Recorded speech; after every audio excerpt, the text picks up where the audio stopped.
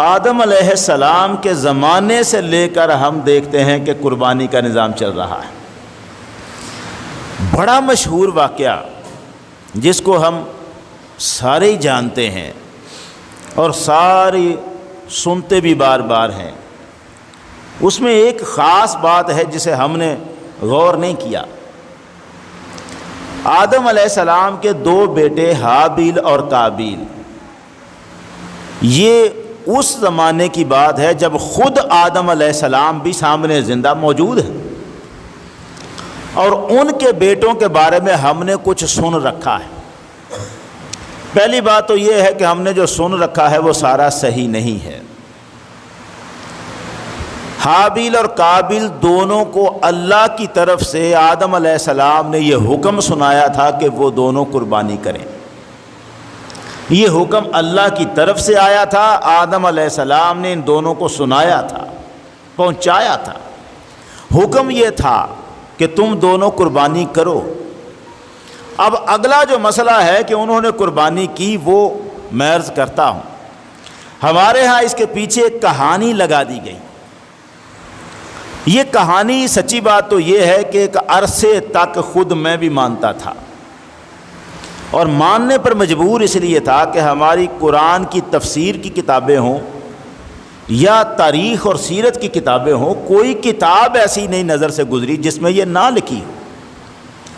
یعنی ہر کتاب میں وہ کہانی ہمارے سارے علماء سناتے بھی وہی ہیں، تفسیروں میں لکھی بھی وہ ہے، چونکہ عام مشہور تھی، اس طرف کبھی غور نہ گیا، اور میں ایک عرصے تک اسے سچا سمجھتا رہا۔ لیکن پھر محسوس ہوا، کوئی شک پڑا کہ یہ بات ہوئی کیسے، سوالات خدا کی طرف سے ذہن میں آ جاتے ہیں۔ تو جب میں نے اس کو تحقیق کیا تو مجھے معلوم ہوا کہ یہ واقعہ غلط منسوب کر دیا گیا ہے، اور ایک کے پیچھے ایک بس نقل کرتے آئے ہیں، اس پر سوچنے کی ضرورت محسوس نہیں کی گئی۔ بعض باتوں کو ہم سوچتے اس لیے نہیں ہیں کہ وہ ہمارے ایمان کا حصہ نہیں ہوتی، یعنی بندہ ان کو مان لے تب بھی ایمان میں کوئی فرق نہیں پڑتا، نہ مانے تب بھی ایمان میں فرق نہیں پڑتا، اس لیے ان کے اوپر کوئی تحقیق کا مسئلہ بھی پیدا نہیں ہوتا۔ ایمان میں تو فرق نہیں پڑتا، لیکن سوچ اور حقیقت میں تو فرق پڑ جاتا۔ یہ جو معاملہ ہے کہ ان کے بیٹے، اس طرح ان کے ہاں ولادت ہوتی تھی کہ ہر سال جوڑا پیدا ہوتا تھا حضرت آدم اور حوا کے گھر میں، ایک لڑکی اور ایک لڑکا ہر سال۔ اب یہ جو کئی لوگ کہتے ہیں نا کہ وہ روزانہ ہوتا تھا، کئی لوگ کہتے ہیں صبح ایک جوڑا ہوتا تھا، ایک شام کو ہوتا تھا، یہ فرضی اور بالکل من گھڑت باتیں ہیں، ان کو تو علماء بھی نہیں مانتے۔ یہ تو ایسی بات ہے جن کو کتابیں ساتھ ہی نہیں دیتی، نہ عالم کہتے ہیں کبھی۔ پیدا اسی طرح ہوتے تھے بچے جس طرح ہمارے ہاں 9 مہینے کا پورا وقت لگتا ہے، سال کا وقت وقفہ ہوتا ہے، وہ ٹائم اسی طرح کا تھا۔ لیکن پیدا جب بچے کی پیدائش جب ہوتی تھی تو جڑواں ہوتے تھے، یہ بھی صحیح، اس میں بھی کوئی شک نہیں، پیدائش جڑواں تھی، لڑکی اور لڑکا ہی پیدا ہوتے تھے۔ اب اگلی بات یہ ہے کہ اس لڑکی اور لڑکا جو اس جوڑے میں پیدا ہوئے ہیں، ان کی شادی کا جب مسئلہ ہونا ہے تو وہ اگلے سال جو لڑکی لڑکا پیدا ہوں گے، اس لڑکے کی شادی اس پچھلے سال والی لڑکی کے ساتھ، اور اس لڑکے کی شادی اگلے سال والی لڑکی کے ساتھ۔ یوں ایک جوڑ تھا کہ الگ الگ سالوں میں پیدا ہونے والے بچی اور بچے کی آپس میں شادی شروع میں کی گئی۔ جہاں مجھے اختلاف تھا اور جو میں بات عرض کرتا ہوں وہ یہ ہے، جو کہانی وہ یہ ہے کہ قابیل کے ساتھ جو لڑکی پیدا ہوئی اس کا نام تھا اکلیمہ، اور حابیل کے ساتھ جو لڑکی پیدا ہوئی اس کا نام تھا لیوزا۔ اب قابیل کے ساتھ پیدا ہوئی لڑکی اکلیمہ، اس کے ساتھ اس کی شادی نہیں ہو سکتی قانون کے مطابق۔ قانون کے مطابق قابیل کے ساتھ کی شادی کس کے ساتھ ہوگی؟ اس لڑکی کے ساتھ جو حابیل کے ساتھ پیدا ہوئی۔ حابیل 1 سال میں پیدا ہوا الگ، قابیل الگ سال میں پیدا ہوا۔ قانون کے مطابق قابیل کی شادی حابیل کے ساتھ پیدا ہونے والی لڑکی سے ہونی ہے۔ قابیل اور حابیل دونوں کو پتا ہے کہ یہ اللہ کا بنایا ہوا قانون ہے اور اسی پر آدم ہمیں چلا رہے۔ لیکن قابیل کی سوچ یہ ہے کہ جو لڑکی میرے ساتھ پیدا ہوئی ہے اکلیما، یہ زیادہ خوبصورت ہے، میں شادی اسی کے ساتھ کروں گا۔ قانون کیا ہے پرواہ نہیں، شادی اسی کے ساتھ ہوگی۔ آدم علیہ السلام یہ چاہتے ہیں کہ قابیل کی شادی اس لڑکی سے ہو جو حابیل کے ساتھ پیدا ہوئی، اور قابیل یہ چاہتا ہے کہ میری شادی اسی لڑکی کے ساتھ ہو جو میرے ساتھ پیدا ہوئی ہے، یہ زیادہ خوبصورت ہے، میں اسی سے شادی کروں گا۔ اور اسی جھگڑے کی بنیاد پر پھر قربانی دی گئی کہ دیکھو قربانی کرو، جس کی قربانی قبول ہو جائے گی اس کا مطلب یہ ہے کہ اس کی بات کو اللہ نے رکھ لیا ہے۔ اگر قابیل کی قربانی قبول ہو جائے گی تو پھر قابیل کی شرط مان لی جائے گی اور اس کی شادی اسی لڑکی سے کی جائے گی جو قابیل کے ساتھ پیدا ہوئی ہے۔ یہ جو بات ہے یہ ہے افسانہ گڑا ہوا، یہ ہے کہانی بنائی گئی۔ ہم چونکہ ایسے لوگ ہیں جن کے سارا نظام ہی ایک لڑکی لڑکے کے پیچھے چلتا ہے، ہر بات میں ہم نے اس عورت کو ضرور گھسیڑ کے لانا ہوتا ہے، اس جھگڑے کو ضرور ہم نے لانا ہوتا ہے۔ اصل میں جب اسے چیک کیا گیا تو یہ بات پہلے نمبر پر عیسائیوں اور یہودیوں کی کتابوں میں ملی ہمیں، یہ ان کی کتابوں میں لکھی ہوئی کہانی تھی جو ہمیں سنا دی گئی اور نام پہ چند صحابہ کے نام پر لگا دی گئی۔ نہ یہ رسول کریم صلی اللہ علیہ وسلم نے ہمیں بتایا کہانی یہ والی، اور نہ ہی مولا علی نے، نہ ابو بکر صدیق و عمر فاروق نے سنائی۔ کہانی بنا کے پیش کر دی گئی کہ وہاں لڑکی کا مسئلہ تھا، اور آج کا نادان کہتا ہے جب لڑکی کے مسئلے پہ آدم کا بیٹا لڑ سکتا ہے تو میں کیوں نہ لڑوں۔ ہمیں وہ جو نتیجہ آگے نکلتا ہے نا خطرناک سا، اس طرف ہمارا دھیان نہیں جاتا۔ یہ بالکل ایک بنائی ہوئی کہانی ہے جو مستند کتابوں میں نہیں، کوئی مستند صحیح اس کی سند نہیں، معتبر سند کے ساتھ کہیں نہیں آئی۔ ہر جتنی روایتیں ہیں اس کی سب ضعیف، اور چند کتابیں اس کے پیچھے کھڑی ہیں، چند گنی چنی انگلیوں پہ گنی جانے والی جو معتبر کتابیں ہی نہیں مانی جاتی۔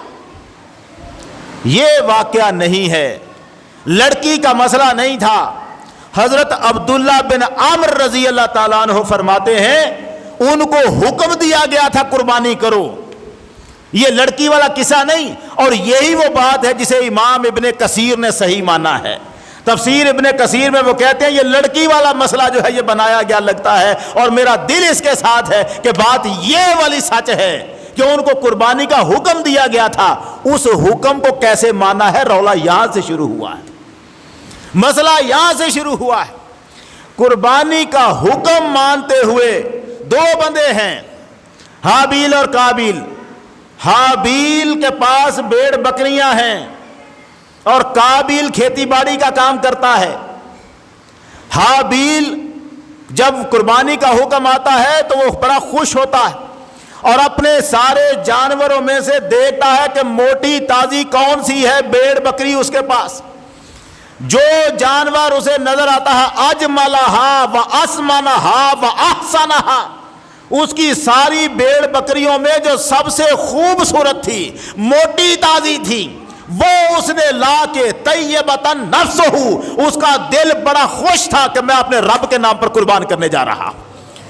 اپنے دل کی خوشی سے اس نے رب کے نام پہ قربان کیا ہے۔ اور ادھر جو قابیل ہے وہ پہلے دن سے ہی کماؤں میں، اگاؤں میں، پیداوار پہ محنت میں کروں اور دوں میں قربانی، کہ آئے آگ آسمانوں سے اور کھا جائے۔ دل کے اندر پہلے سے ہی بدنیتی داخل ہے، اور یہ بدنیتی داخل ہو گئی ہے شیطان کے اس اثر کی وجہ سے کہ میری محنت ہے، میری کمائی ہے، میں کیوں اڑا دوں اسے ایسے۔ وہ جو ابھی تک اس کا تعلق صرف اس بات سے ہے چلو قربانی کرنی ہے، وہ ڈھونڈتا ہے اپنے اناج میں سے۔ اور پھر روایت حضرت عبداللہ بن عامر رضی اللہ تعالیٰ عنہ فرما رہے ہیں وہ اپنے مال میں سے دیکھتا ہے جو اسے ردی سا اناج نظر آتا ہے، القودن والزوان، جو ردی سا خراب سا اناج تھا وہ لا کے قربانی کے لیے، کہ اگر میں قربانی دے دیتا ہوں یہ جاتا ہے تو میرا پھر بھی صحیح مال تو پیچھے بچا رہے۔ غیر طیبۃ نفسہ، اور اس کے دل میں کوئی ٹھنڈ بھی نہیں تھی، خوشی بھی نہیں تھی، نہ چاہتے ہوئے قابیل اس کی قربانی پیش کرتا ہے، رکھ دیتا ہے، اور پروردگار کا فرمان یہ ہے لن ینال اللہ لحومہا ولا دماؤہا، اللہ کو ان کے خون اور ان کے گوشت نہیں جاتے، ولکن ینالہ التقوی منکم، اللہ کی بارگاہ میں جو چیز پہنچتی ہے وہ تو تمہارے دلوں کا تقوی ہوتا ہے۔ رب کی بارگاہ میں تقوی ہے اور قابیل کے پاس تقوی نہیں ہے، قابیل کے دل میں تقوی نہیں ہے، چاہت نہیں ہے، خوشی نہیں ہے۔ جھگڑا لڑکی کا نہیں، جھگڑا یہاں مسئلہ ہے قربانی کے اوپر، دل کی ٹھنڈ نہیں ہے۔ اب جو وہ قربانی پیش کرتا ہے یہ بات اس کو قبول نہیں ہوئی کہ حابیل کے اوپر آگ آئی، اس وقت قربانی کے قبول ہونے کا طریقہ ظاہر تھا۔ یہ دور بعد میں آیا ہے کہ جب ہم رب کے نظاروں سے محروم ہوئے ہیں، اور وہ بھی وہ والا چند، ورنہ جو آنکھ والے تو آج بھی اس کی قدرتوں کے رنگ سارے دیکھ لیتے ہیں۔ آگ آسمان سے سامنے آیا کرتی تھی سفید رنگ کی، جس میں دھواں نہیں ہوتا تھا، اور قربانی جس نے کی ہوتی تھی اس کے اوپر پڑتی تھی اور قربانی کو کھا جاتی تھی۔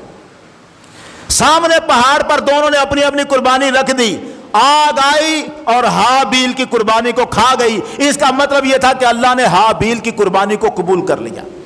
قابیل کو اس بات پہ غصہ آیا، تیری قربانی کیوں قبول کی ہے، میری کیوں نہیں قبول کی؟ قابیل کی اس بات کے جواب میں حابیل نے جو جملہ کہا تھا، مولا نے اسے قرآن کی زینت بنا دیا۔ حابیل کا جملہ، اس نے قابیل نے کہا لأقتلنک، میں تجھے جان سے مار دوں گا، تو اتنا بنا ہوا ہے کہ تیری قربانی قبول ہو اور میری نہ ہو۔ حابیل نے کہا میرا اس میں کیا قصور ہے، انما یتقبل اللہ من المتقین، اور قربانی تو اللہ قبول ہی ان کی کرتا ہے جن کے دلوں میں تقوی ہوتا ہے۔ قربانی ان کی قبول ہوتی ہے جن کے دلوں میں تقوی ہوتا ہے، تقوی نہیں خوش دلی۔ اچھا، تقوی کی ایک علامت یہ ہے کہ دل بھی خوش ہو، یہ نہ ہو کہ یار چلو ناک تو رہ گئی، محلے والے تو سب پر روب پڑ گیا، لیکن یہ ہے کہ پیسے میرے بڑے لگ گئے ہیں۔ اندر سے پریشان ہو، یہ ناک رکھنے کے لیے ہمیں کیا کیا کرنا پڑتا ہے۔